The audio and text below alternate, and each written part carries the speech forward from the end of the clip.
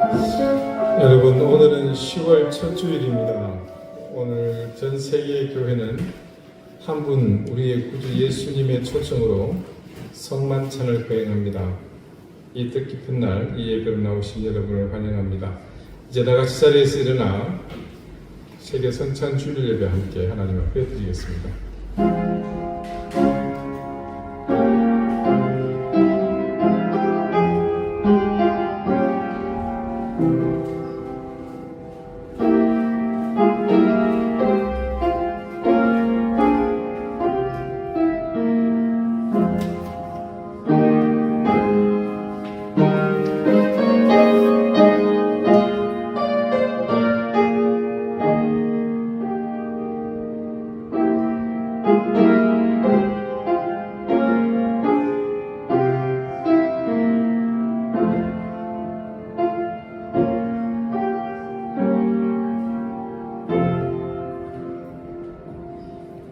우리의 능력이 되시는 하나님을 향하여 기쁘게 노래하며 야곱의 하나님을 향하여 즐거이 소리칠지어다. 시를 읊으며 소고를 치고 아름다운 수금에 비파를 아우를지어다. 초하루와 보름과 우리의 명절에 나팔을 불지어다. 아멘.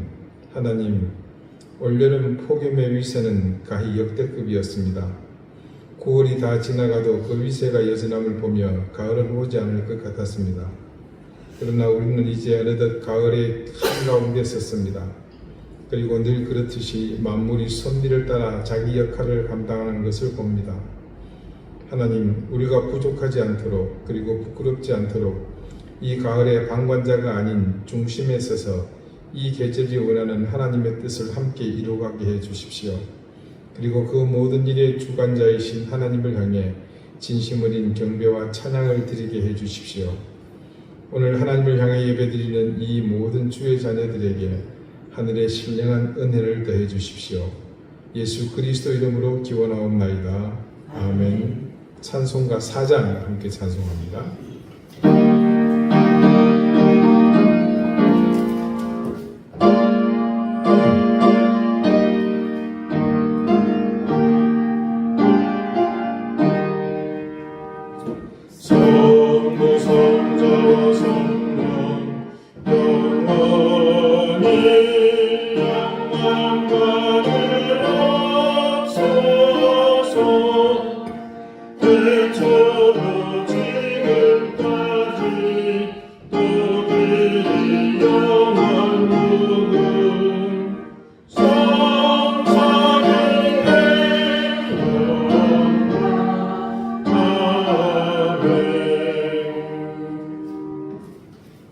이제 다 함께 참회의 기도를 드리겠습니다. 우리를 죄에서 건져주시고 찢긴 우리를 보듬어 주시는 아버지 앞에 우리의 모든 허물과 죄를 고백합니다.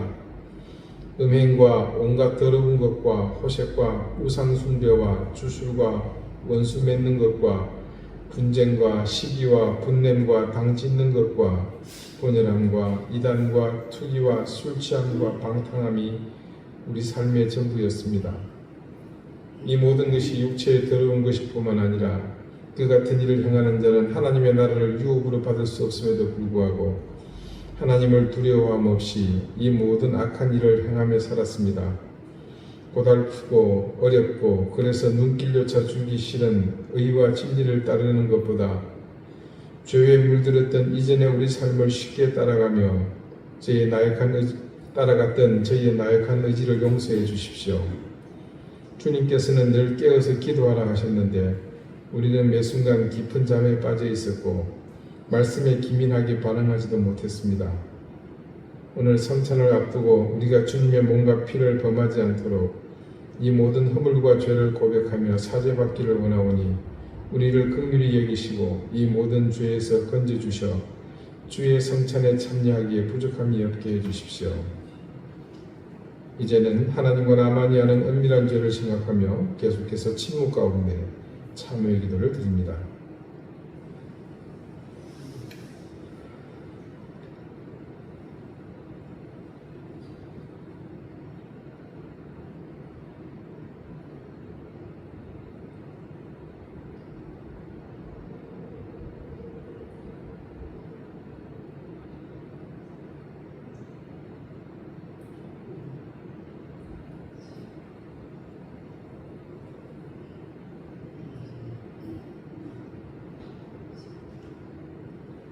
하나님께서는 자신의 부끄러운 죄를 솔직하게 고백하는 사람들에게 말씀하십니다.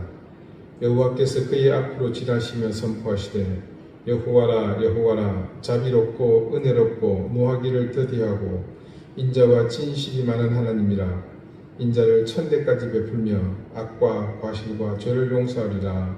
아멘. 이제는 사도신경으로 우리의 신앙을 고백하오니 나는 전능하신 아버지 하나님 천지의 창조주를 믿습니다. 나는 그의 유일하신 아들 우리 주 예수 그리스도를 믿습니다.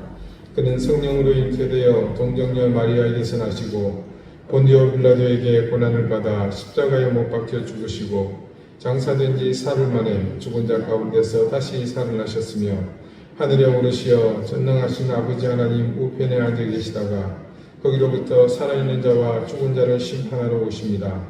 나는 성령을 믿으며 거룩한 공교회와 성도의 교제와 죄를 용서받는 것과 몸의 부활과 영생을 믿습니다. 아멘. 자리에 앉으시기 바랍니다.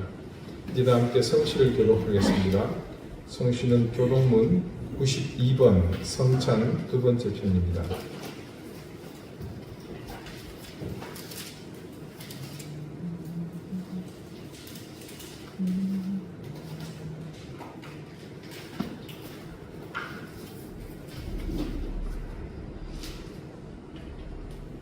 때가 이르매 예수께서 사도들과 함께 앉으사 이르시되 내가 오늘 받기 전에 너희와 함께 이 유혹을 먹기를 원하였노라. 내가 너희에게 이르노니 내가 이제부터 하나님의 나라가 임할 때까지 포도나무에서 난 것을 다시 마시지 아니하리라 하시고 또 떡을 가져 감사 기도하시고 떼어 그들에게 주시며 이르시되 이것은 너희를 위하여 주는 내 몸이라. 너희가 이를 행하여 나를 기념하라 하시고 저녁 먹은 후에 잔도 그와 같이 하여 이르시되 이 잔은 내 피로 세우는 새 언약이니 곧 너희를 위하여 붓는 것이라. 아멘.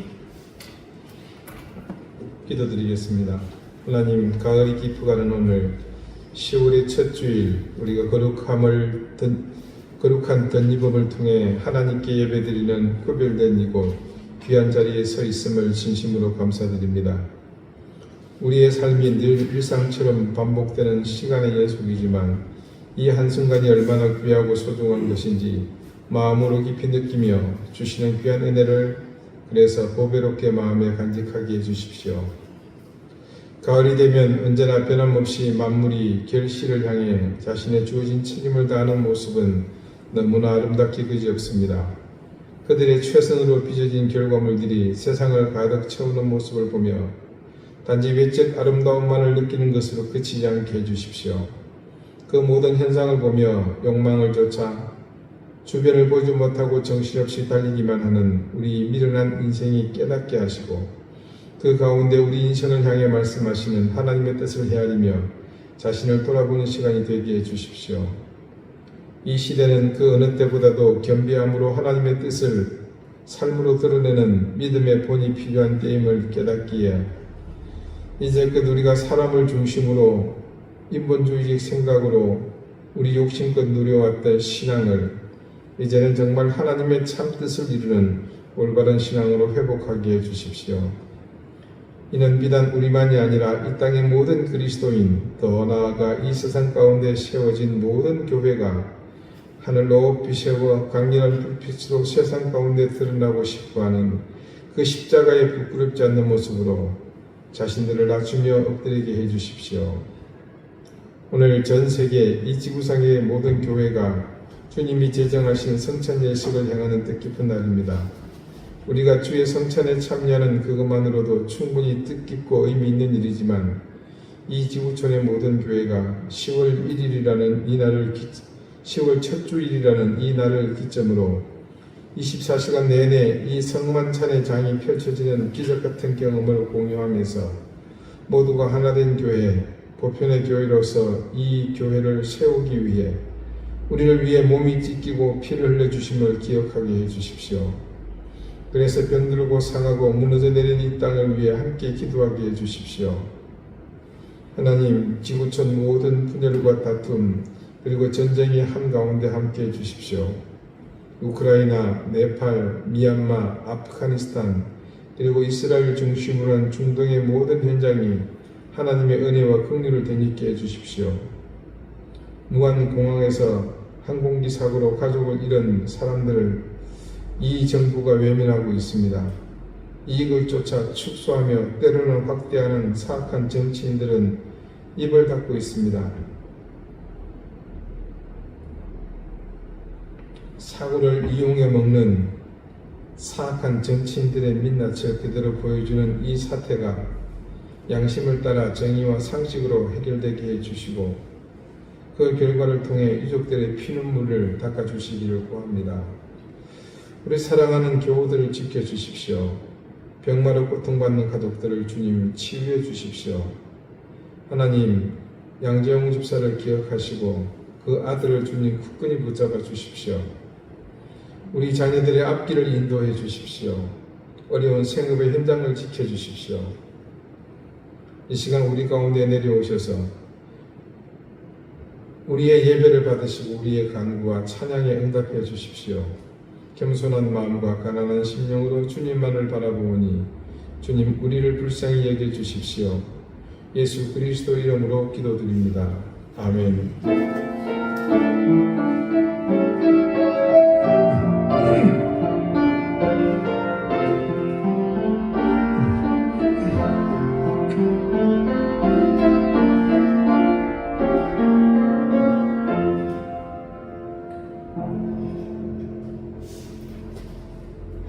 찬송가 19장 함께 찬송하겠습니다.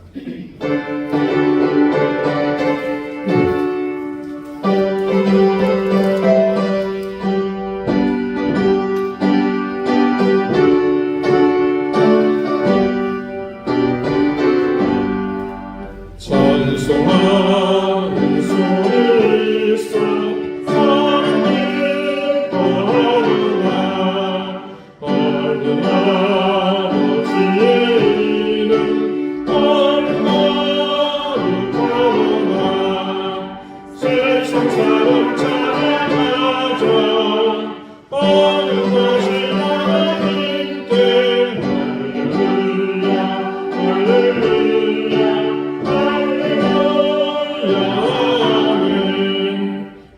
하나님의 나라 강세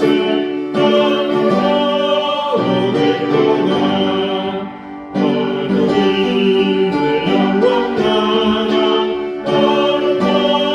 얼마를 가려나 하늘 보여주신 주님 세상 충만하시도다 할렐루야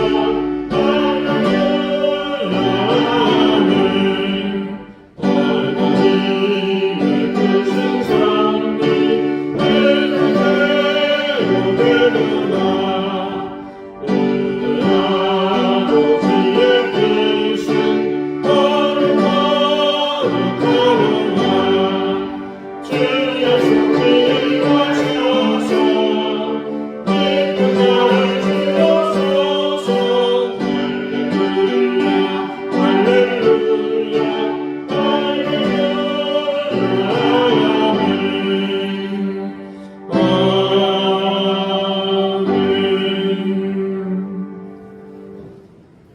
오늘 하나님께서 우리에게 주시는 말씀은 고린도전서 11장 26절에서 29절까지의 말씀입니다. 신약 277쪽입니다.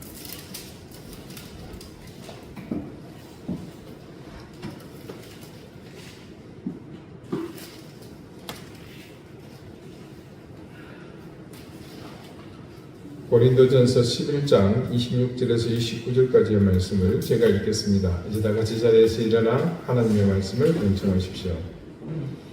너희가 이 떡을 먹으며 이 잔을 마실 때마다 주의 죽으심을 그가 오실 때까지 전하는 것입니다. 그러므로 누구든지 주의 떡이나 잔을 합당하지 않게 먹고 마시는 자는 주의 몸과 피에 대하여 죄를 짓는 것이니라. 사람이 자기를 살피고 그 후에야 이 떡을 먹고 이 잔을 마실지니 주의 몸을 분별하지 못하고 먹고 마시는 자는 자기의 죄를 먹고 마시는 것이니라. 아멘. 자리에 앉으시기 바랍니다. 하나님께서 이 말씀으로 은혜 주시기를 원합니다. 오늘은요, 지구에서 가장 먼저 해가 뜨는 곳으로 기록되고 있는 피지섬의 태평양에 있는 피지입니다. 그 피지섬의 교회에서 시작해서 24시간 동안 일출 시각을 기준으로 전 인류가 성찬식에 참여하는 세계 성찬주일입니다. 이제 해가 떠서 계속 이동을 하겠죠. 그러면 해가 닿는 곳마다 시간이 시작이 됩니다. 이 하루의 시간 동안 마치 파도 타기 하는 것처럼 성찬상이 전 세계를 돌게 됩니다. 그렇게 함으로 그리스도 안에서 모든 인류가 하나 되며 수십억 명의 그리스도인이 형제 자매임을 깨닫게 되는 뜻깊은 그런 날입니다. 이 세계 성찬주일의 시작은 아픔의 역사를 그리스도의 살과 피로 평화의 역사로 만들려는 그리스도인의 노력에서 비롯되었습니다. 1930년대 중반 인류가 슬픔과 어둠 속에서 고통당하고 있을 때였습니다. 유례없는 대공황이 몰아쳤고 30년대 말을 필두로 해서 40년에 이어지면서 나치 독일이 일본과 이탈리아와 손잡고 전 세계를 전쟁의 공포로 몰아가고 있었습니다. 이때 미국의 교회의 소수 지도자가 그리스도의 평화와 풍요를 염원하면서 세계 성찬주의를 제안했습니다. 정확히는 1933년 미국 세이디사이드 장로교회에서 목회를 하고 계셨던 휴 톰슨 커 목사님에 의해서 시작된 것으로 알려졌습니다. 이런 사실은 이 교회 출신의 교회 역사가였던 데이빗 S. 벨이라는 분에 의해서 알려졌습니다.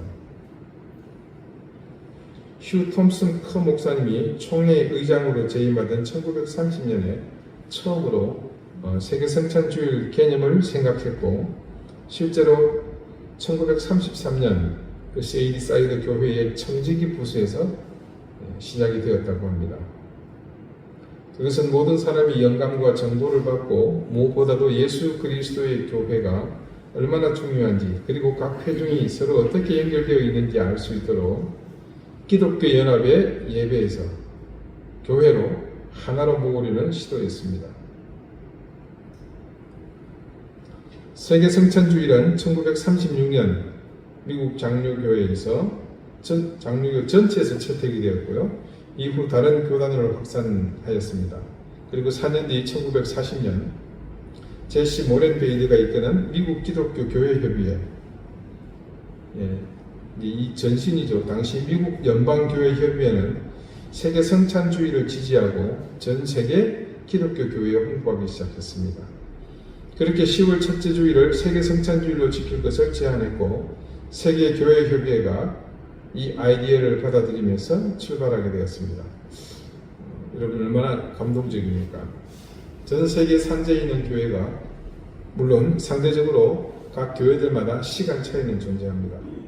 함께 같은 시간에 그러니까 10월 첫 주일 하루 24시간 내내 주님이 베푸신 이 성만찬이 벌어진다고 생각해 보십시오. 아이러니하게도 하나가 되고 연합과 일치를 이루어야 할 교회는 역사 속에서 분열을 거듭해 왔습니다. 그리고 그것은 지금도 진행형입니다. 그런데 전 세계 교회가 하나됨의 소망을 향해 성찬을 함께 나눈다니 이것은 이날을 주창해 오신 분들의 의도가 귀한 가치로 자리 잡고 더 나은 교회의 가치를 함께 바라보도록 하는 놀라운 시도라고 할 것입니다. 오늘 본문 말씀 중 고린도전서 11장 27절 말씀입니다. 그러므로 누구든지 주의 떡이나 잔을 합당하지 않게 먹고 마시는 자는 주의 몸과 피에 대하여 죄를 짓는 것입니다. 자, 또 성찬 예식할 때 한 번 더 이 말씀을 봉독할 겁니다. 이미 제가 집례하는 성찬 예식에 참여해 보신 분들은 이 말씀을 예식에 초대해서 늘 들어오셨던 기억이 있을 겁니다. 이 말씀은요, 바울이 성도들의 잘못된 성찬의 관행을 신랄하게 비판하는 대목입니다. 이 말씀 속에서 드러나는 바울의 주장은 간단합니다. 성찬은 단순한 식사가 아니라 그 먹고 마시는 음식이 주님의 살과 피를 의미합니다. 그러니 합당하지 않게 먹고 마시는 것은 주님의 몸과 피에 대해 죄를 짓는 일이고 이는 결국 성찬을 통해 기대하는 은혜보다는 자신의 심판을 먹고 마시는 결과가 됩니다. 따라서 성찬에 참여하는 신자들은 자기를 살피고 성찬을 먹으라는 그런 뜻입니다. 성찬 예식은 지금 우리에게도 굉장히 중요한 예식입니다. 그래서 매번 성찬 때마다 저는 이 바울의 가르침을 여러분과 함께 되뇌며 실제로 성찬이 있기 바로 직전 주 혹은 어떨 때는 그보다 더 앞서서 이 사실에 근거하여 여러분에게 기도로 준비하라고 말씀을 덧붙입니다.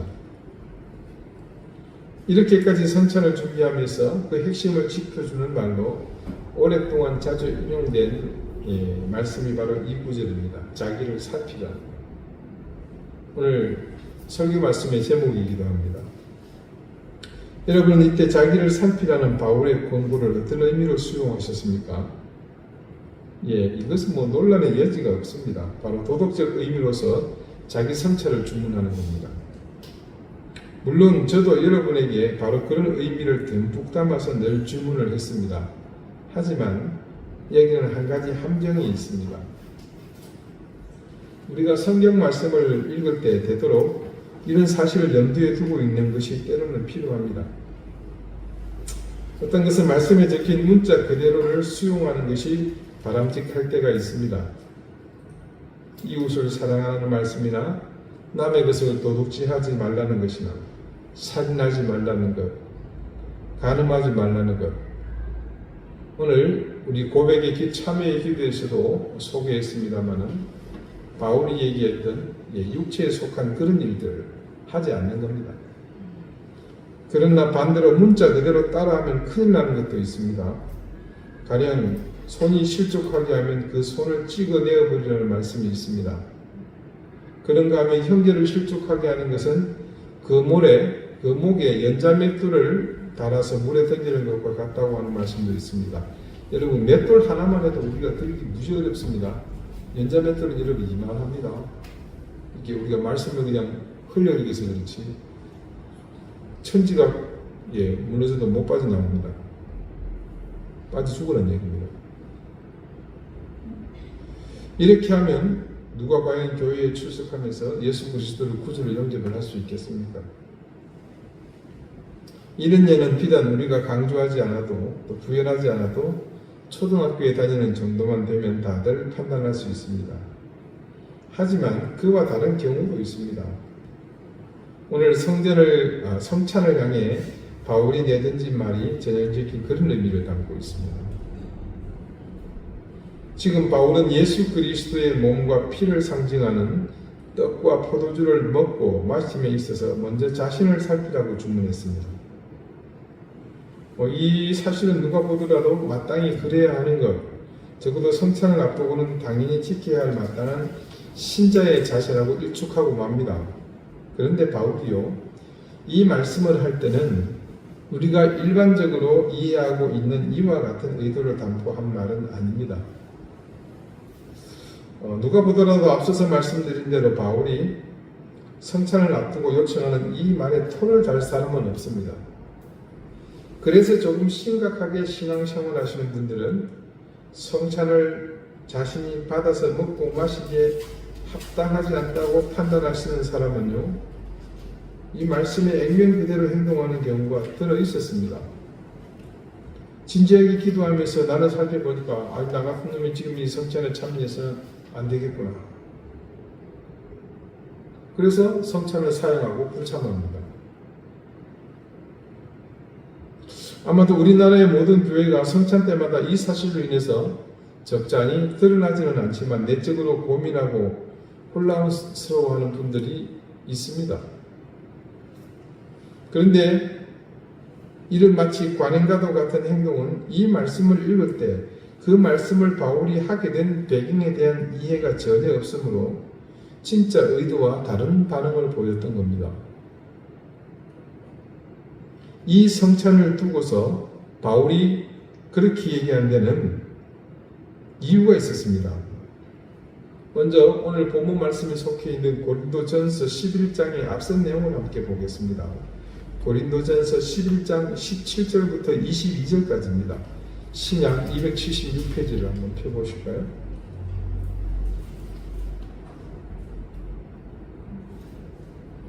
네, 17절부터 제가 읽어보겠습니다. 내가 명하는 이 일에 너희를 칭찬하지 아니하나니 이는 너희의 모임이 유익이 못되고 도리어 해로움이라. 먼저 너희가 교회에 모일 때에 너희 중에 분쟁이 있다 함을 듣고 어느 정도 믿거니와 너희 중에 파당이 있어야 너희 중에 옳다 인정함을 받는 자들이 나타나게 되리라.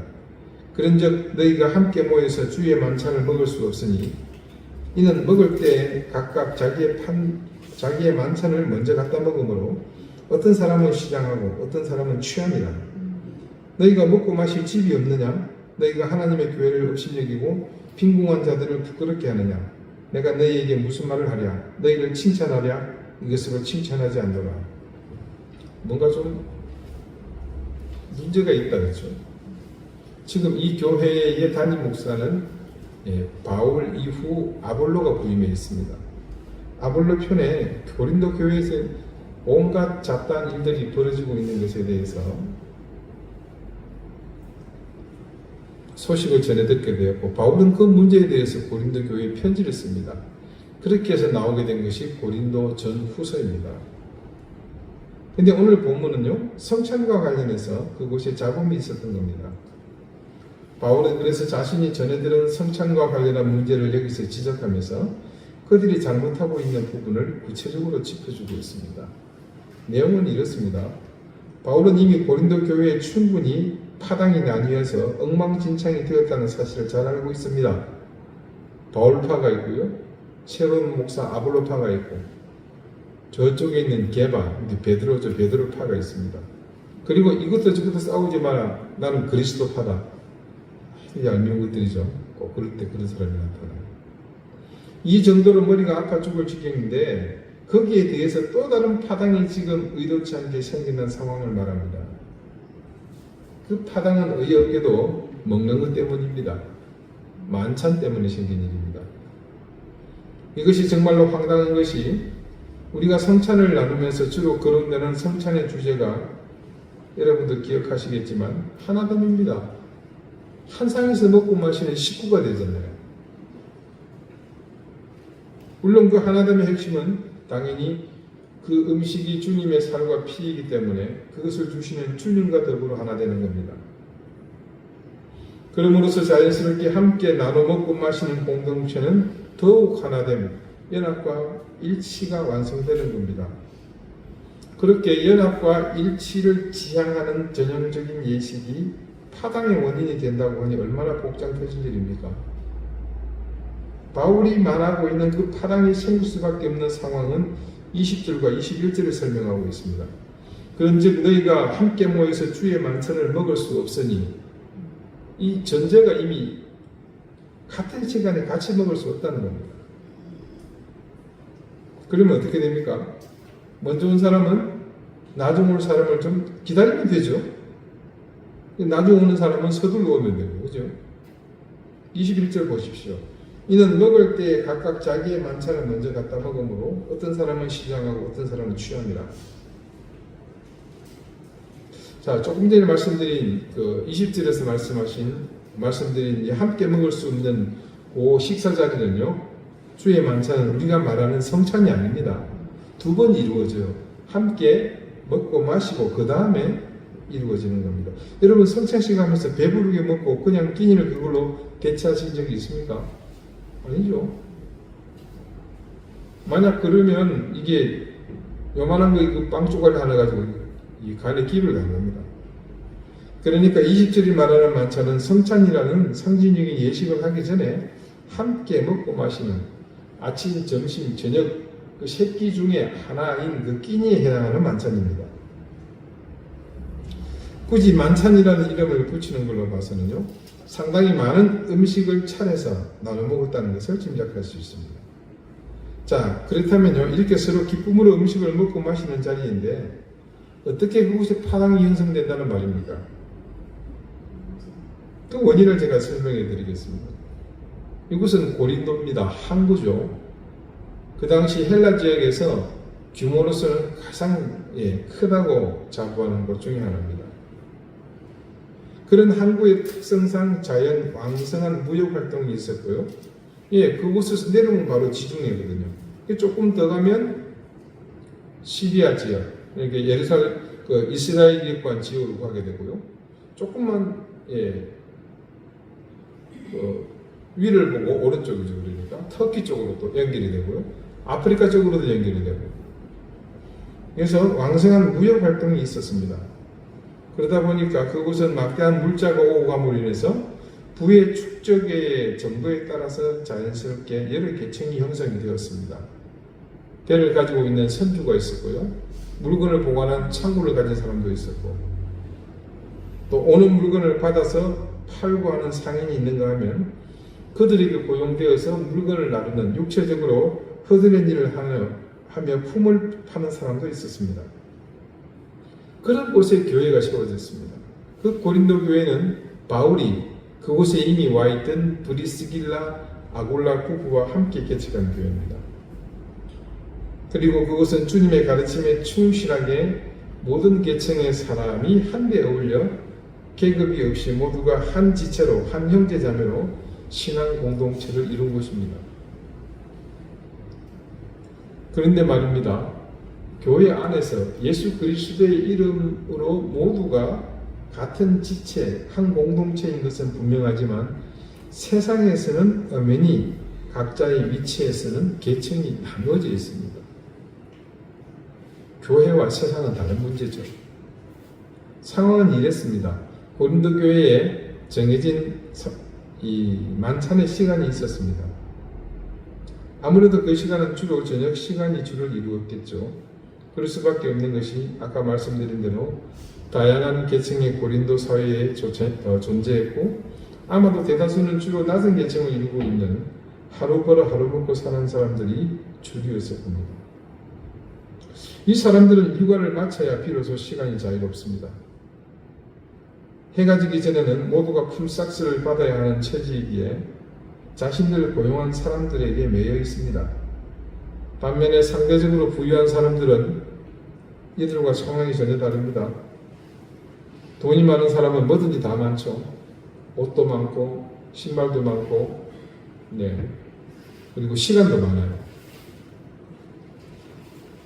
그래서 이들이 교회에서 함께 참여하는 만찬에 많기 때문에 여러 가지 기여를 했겠죠.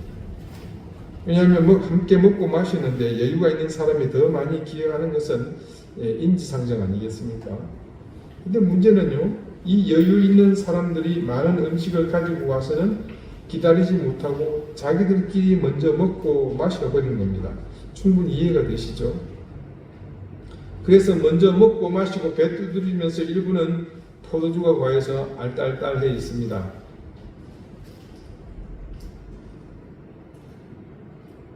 그런 상태에서 늦게 땀도 제대로 닦지 못하고 오는 사람들을 쳐다보고 있으면 이게 늦게 오는 사람들이 얼마나 빈정이 상하겠습니까? 21절이 증가하는 말씀이 바로 그것을 지적한 겁니다. 이는 먹을 때에 각각 자기의 만찬을 먼저 갖다 먹으므로 어떤 사람은 시장하고 어떤 사람은 취함이라. 그래서 바울이 22절에 그렇게 먼저 눈치 없고 먹고 마시는 사람들에게 이렇게 한마디 합니다. 너희가 먹고 마실 집이 없느냐? 무슨 말입니까? 너네들 집에서 처먹고 오라는 거예요. 그러면서 너희가 하나님의 교회를 업신여기고 빈궁한 자들을 부끄럽게 하느냐? 두 가지 죄를 짓습니다. 교회를 업신여기는 것, 그리고 빈궁한 사람들을 부끄럽게 만드는 것. 너희들의 그런 이기적인 행태로 가난한 교인들이 심한 수치심을 느낀다는 사실을 지적하고 있습니다. 그래서 바울이 그것을 뭐라고요? 하나님의 교회를 업신여기는 행위. 뭡니까? 분열케 만들잖아요. 사소하지만 이런 일로 빈정이 상한 사람들이 마음에 깊은 상처가 생긴다면 이것은 교회의 본질을 상하게 하는 일이기에 그렇게 규정한 것으로 보입니다. 오늘 본문의 말씀, 자신을 먼저 살피라는 의미의 말씀은 바로 이런 상황을 염두에 두고서 바울이 했던 말입니다. 놀랍게도 이 거룩한 성찬이 지향하는 바는 죄인을 위한 주님의 속죄를 기념하는 겁니다. 그리고 이 속죄는 이미 말씀드린 바와 같이 아무런 조건 없는 은혜의 선물입니다. 죄인은 먹을 수 없는 만찬이 아니라 죄인이라서 먹고 마실 수 있는 만찬입니다. 그래서 앞서 말씀드린 것처럼 죄가 있어 이를 먹지 못한다는 말은 맞지 않습니다. 저는 이 말씀을 조금 더 깊이 살펴보면서 깨닫게 된 중요한 한 가지 사실이 있습니다. 우리가 성찬을 앞두고 생각하는 오류 한 가지. 여러분, 죄가 아니고 나쁜 게 아니고요, 오류입니다. 우리가 굉장히 의롭게 되어서 아니면 흠이 없게 아주 정결한 상태로 성찬에 참여해야 한다는, 마치 구약의 제사에 참여하는 대제사장이나 할 법한 생각을 성찬을 앞두고는 아무렇지도 않게 하고 있더라는 겁니다. 이건 주님이 원하는 생각이 아닙니다. 우리 스스로가 만들어서 우리 스스로가 지금 그걸 어깨에 메고 있는 겁니다. 만찬을 준비한 주인은요, 모든 사람을 아무런 조건 없이 그 식탁에서 먹고 마시게 하려고 준비했는데 정작 자기들끼리 문 앞에서 들어오지도 않고 이 책이 들어가도 되느냐 마느냐, 이 아무래도 너는 안 될 것 같아, 나도 안 될 것 같아, 그렇게 하면서 소모적인 불필요한 것에 매달려 있었던 것이죠. 이런 생각이 절대 나쁜 생각이라고 말하려는 의도는 없습니다. 전혀 없습니다. 성찬을 앞두고 이런 자세를 갖고 조심하시는 것은 좋은 습관입니다. 우리는 잘 알고 있습니다. 특히 우리 이든교회 성도들은요, 우리가 본질상 죄를 안고 태어난 불완전한 죄인이라는 사실을 너무 잘 압니다. 거기에 대해서 한 가지 더, 그렇기 때문에 우리가 어떤 노력으로도 우리 자신의 힘으로 의를 이룰 수 없다는 사실, 우리는 그것도 잘 알고 있습니다. 그래서 성찬을 앞두고 자신을 살피라는 바울의 요구는 물론 경건한 마음, 기도하는 마음으로 참여하는 마음 자세를 기본적으로 갖추는 것은 마땅하나, 우리가 마치 흠이 없는 전적으로 거룩한 상태가 되어 성찬에 참여해야 한다는 것은 아니라는 겁니다. 우리가 스스로 의롭게 할 수 없는 본질상 죄를 안고 있는 사실을 인지하고 나면, 바울이 성찬을 앞두고 너희를 먼저 살피라는 말은 절대적으로 도덕적 정결을 요구하는 것이 아님을 분명 알게 됩니다. 그들이 스스로 그 만찬의 자리를 무의미하게 만들 뿐만 아니라 타인에게 상대적 박탈감을 주고 나아가 이후에 이어질 성찬의 근본 취지를 오염시키는 일을 하고 있지는 않은지, 그것을 그 가운데서 네 자신을 살피라는 것이었습니다. 이런 사실을 생각하면서 저는 또 마음 깊이 깨닫게 되는 본질적인 것이 있습니다. 우리는 전적인 하나님의 은혜 안에서만 제대로 된 인생이 될 수 있구나. 그리고 이 성찬의 자리가 더욱 깊이 가슴에 다가왔습니다. 이 성찬의 본질은 죄인 우리조차도 주님께서는 자신의 만찬 자리로 아무 조건 없이 부르신다는 겁니다. 제가 신약대학원 재학 중에 아주 가까이 지내던 친구 목사의 부친이요, 늘 성찬식을 인도할 때가 되면 그때마다 눈물을 흘리셨다고 하는 이야기를 들었습니다.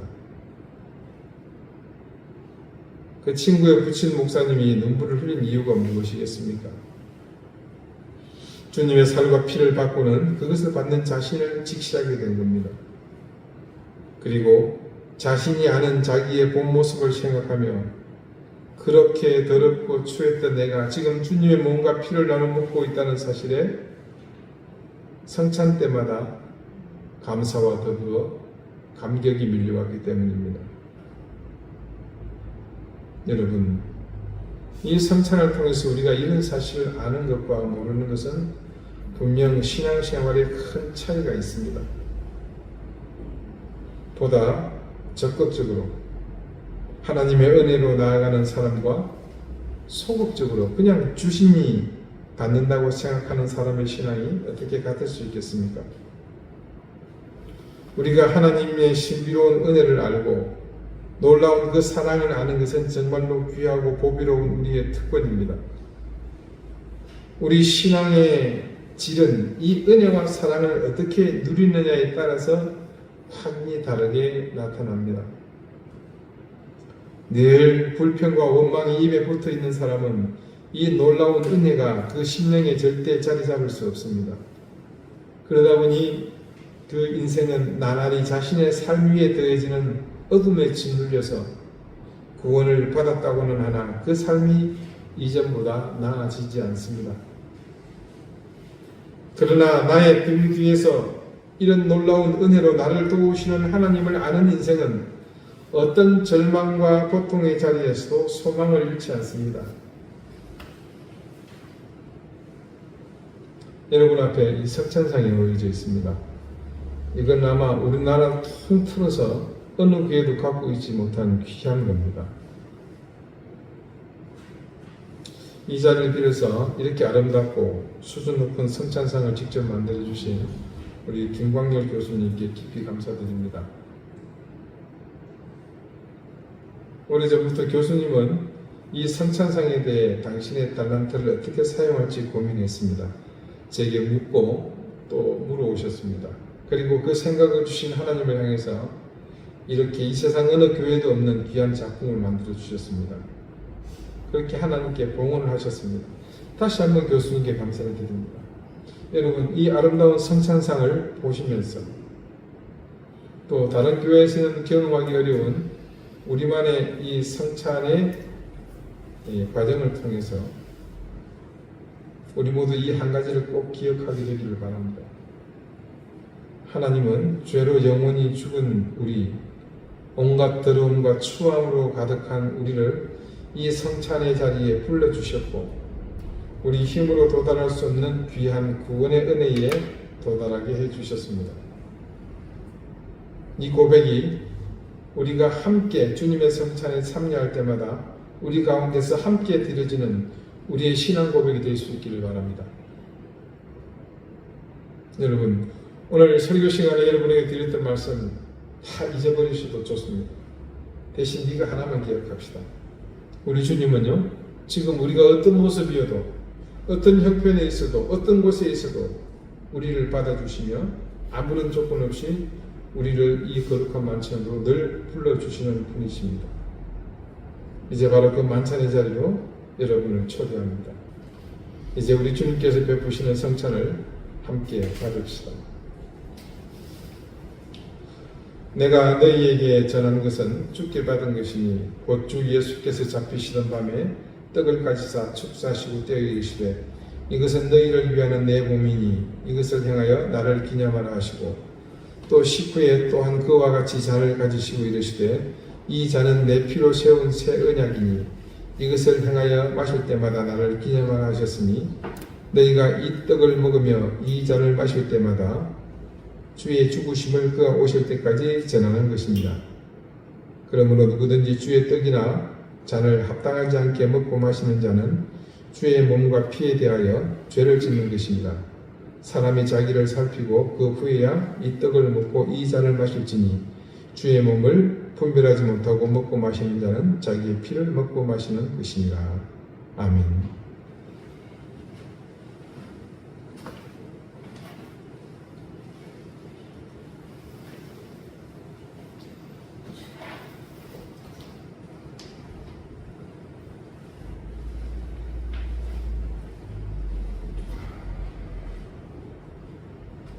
우리 주님께서 잡히시던 밤에 우리가 최후의 만찬을 가지셨습니다. 주님은 식후에 떡을 떼서 하늘을 축사하시고 제자들에게 주시면서 말씀하셨습니다. 이것은 너희를 위하여 지키고 상하는 내 몸이라. 이것을 받으라. 주님은 또한 잔을 들어 역시 하늘을 축사하시고 제자들에게 주시며 말씀하셨습니다. 이것은 너희를 위하여 흘리는 내 언약의 피다. 이것을 마시며 나를 기념하라. 그렇게 말씀하셨습니다. 이제 우리 주님의 명령에 따라 주의 몸과 피를 먹고 마시는 성찬 예식을 진행하겠습니다. 다들 앞으로 나오십시오.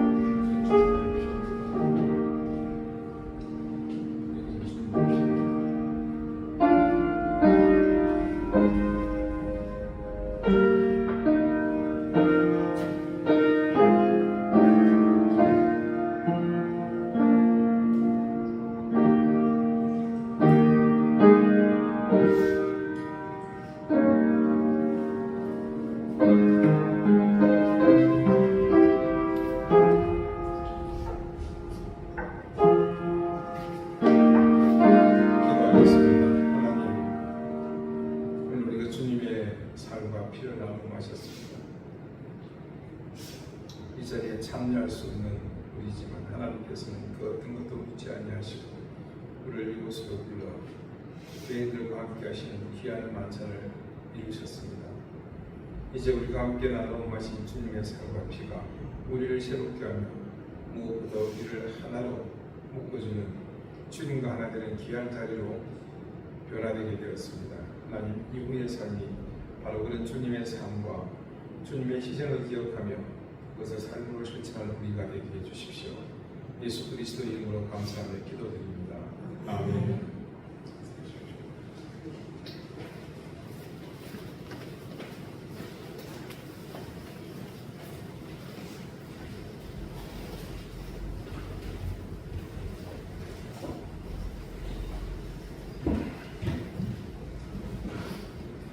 여러분, 주보 제일 뒤에 있는 감사와 응답의 기도를 함께 하겠습니다.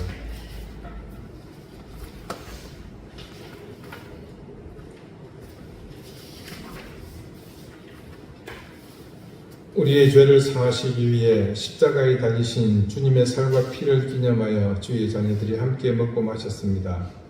이 성찬을 통해 우리가 주님과 연합하고 일치를 이루었습니다. 우리의 모든 행실을 살피며 주님이 이 성찬을 통해 베푸신 은혜와 사랑을 잊지 않게 해주십시오. 우리의 죄는 오직 주님의 보혈로만 사함받을 수 있음을 깨닫습니다. 주님의 은혜로 사죄의 은총을 얻은 우리가 서로 연합과 일치를 이루며 하나의 교회로 서게 해주십시오. 우리의 욕망에 따라 끌려가던 이전의 삶에서 이제는 주님을 향해 거룩한 삶으로 그 목적이 바뀌게 해주십시오. 사죄의 은총과 더불어 구원의 은혜를 기억하며 사죄와 구원의 은총과 은혜를 삶으로 증거하게 해주십시오. 정직한 신앙과 올바른 믿음을 잊지 않고 기억하며 지켜 행하게 해주십시오. 오늘 이 성찬을 통해 우리에게 주신 이 귀한 은혜로 우리의 믿음이 성숙해지며 그 성숙함을 통해 세상을 더 넓고 깊게 보며 하나님의 눈과 귀로 세상을 보며 진실을 듣는 우리가 되게 해 주십시오. 우리를 위해 살과 피를 내주신 예수님의 이름으로 기도드립니다. 아멘. 227장 함께 찬송하겠습니다.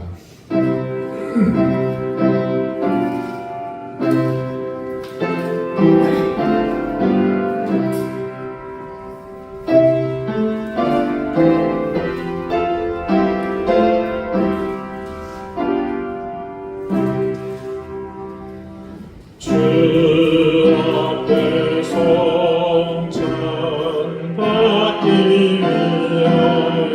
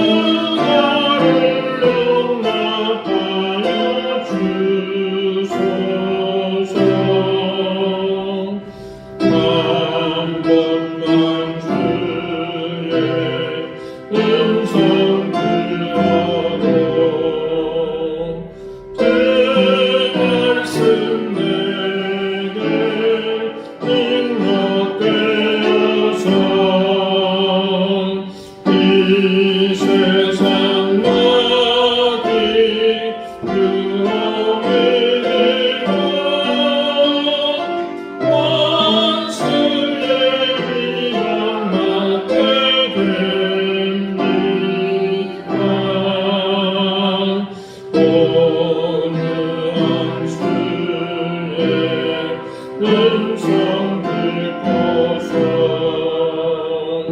죄인은 와서 시험들며 성도는 함께 참여하여서 베푸신 잔치 먹게 됩니다. 기도와 찬송 주께 드리고 주님의 떡과 잔을 받으니 내 맘에 주여 들어오셔서 주 말씀 따라 살게 하소서.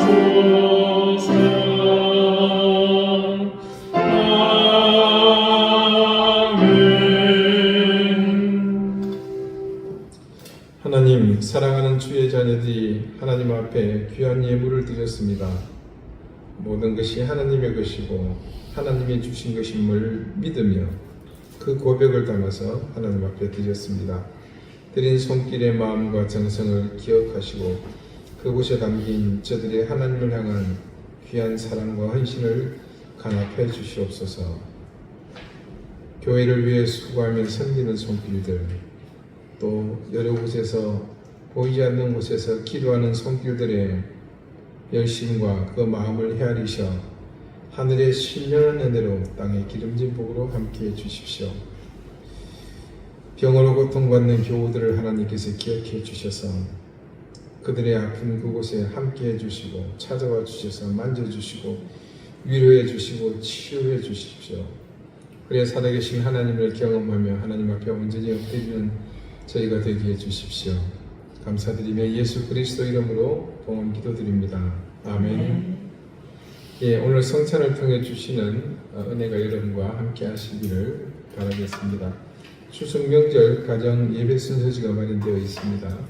또 필요하신 분들은 저희가 단톡방에 올려놓을 테니 다운받아서 그렇게 사용하시기를 바라겠습니다. 계속해서 양재홍 집사님을 위해서 여러분 잊지 말고 기도해 주시고요. 우리 김광일 교수님 사모님을 위해서도 잊지 말고 좀 기도해 주시기 바라겠습니다. 태국 신주용 선교사님이 건강이 좀 좋지 못합니다.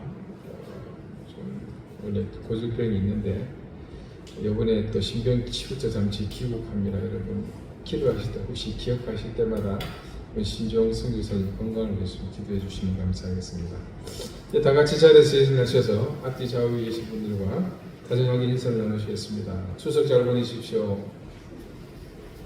54당 함께 찬송하겠습니다.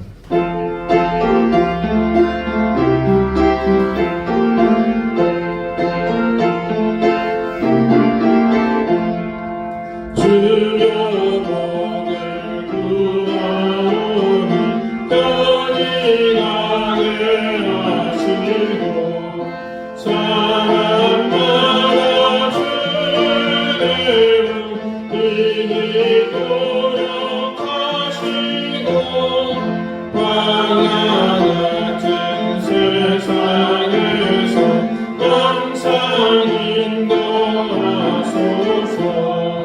주의 복된 말씀 듣고 구원 감사합니다. 구원받은 주의 성도 열매 맺게 하시며 하나님이 우리한테 항상 계시옵소서.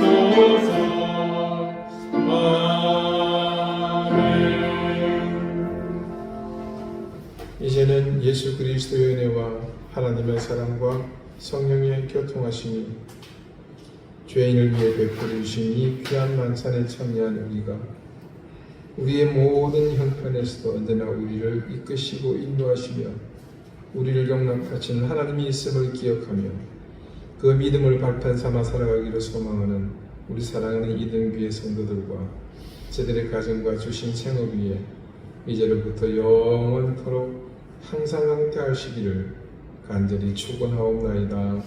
아멘.